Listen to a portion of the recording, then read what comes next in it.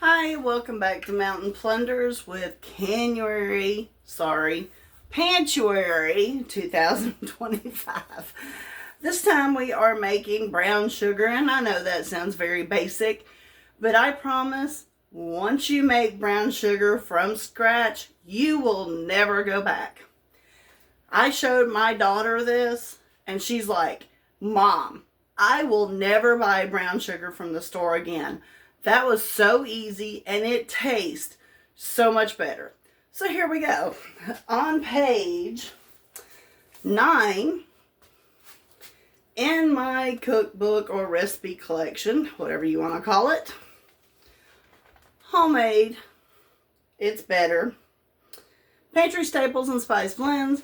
There are recipes here for dark brown sugar and light brown sugar. So today we are making light brown sugar. And I am making 10 cups. So I'm doubling this recipe. Actually, no, I'm not. I'm making 5 recipes, which is 10 cups of sugar. So I'm making this recipe right here. So I'm going to turn you around, or try to turn you around to my KitchenAid mixer. And I will show you how to get this started. Okay, so here we are, kind of a small spot on my kitchen cabinet. Again, I only have about 2-3 feet of cabinet total space, so it's a little tight in here. In my mixing bowl, I have 10 cups of just granulated sugar. I'm just using Grandma's old-fashioned molasses. It's been around for years, and 1/3 cup measure. So we are going to measure out 1/3 cup. Might have to open up the other jar. I thought there was a full 1/3 cup in here, but maybe not. We'll let that drizzle for just a moment.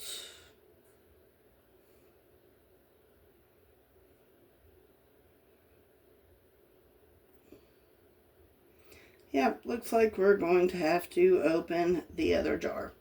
Don't worry, I won't let that go to waste. I'll drain that out here in a little bit. But for time's sakes, we're going to go ahead and open this one so we can get our measure on. And 1/3 cup into the mixing bowl. That's all there is to it. Let's see if I can find my little spurtle spatula here and get all that yummy goodness in there. We're going to set this aside for just a minute because we might need to scrape down the sides of the bowl. Put this on our handy dandy KitchenAid, lock the bowl in place, and I'm going to pause the video for a bit and let this roll because you don't want to sit there and watch a boring video of a mixer blending. Be right back. Okay, and we're back. That took a little while, so I didn't want to bore you with the mixing, but basically you want to put this in your food processor and turn it on low and just kind of let it do its thing for a little while. Don't turn it up too high. Trust me, I've done that before, and all it does is sling sugar all over your kitchen. Telling you so you learn by my mistakes, not yours. So what I'm going to do is, because I keep, let me grab it, a jar of, this is a half-gallon jar of powdered sugar, my goodness, brown sugar in my kitchen for everyday use. And this is a little bit of a darker brown sugar. Today I made light brown sugar. But what I do, especially during baking season, is I'll make up a batch of this, a big batch of it, and I will put it in some quart Ziploc bags like you see me doing here.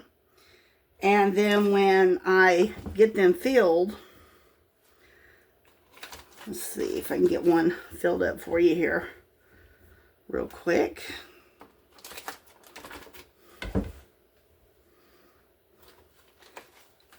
That should be about enough.